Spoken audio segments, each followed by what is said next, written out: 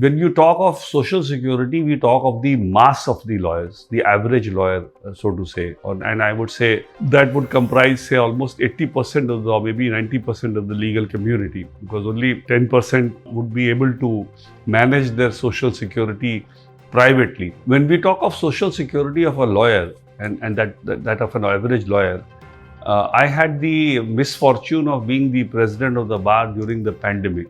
And I know for sure that lawyers had to relocate, some were even driving auto rickshaws to pay their monthly house rents, to pay the school fees.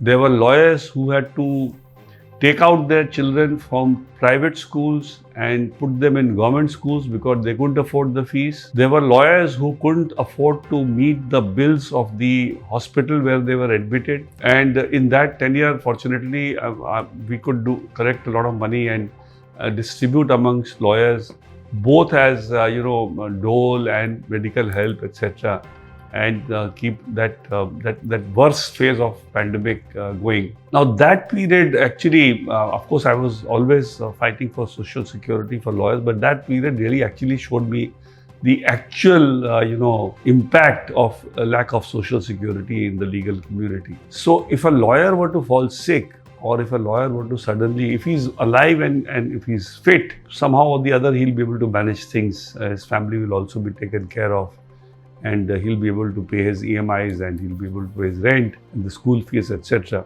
But the moment he falls sick, suddenly heavens fall on him and his family, and there is no security. So there is no social security, like there is no pension, firstly. There is no life insurance.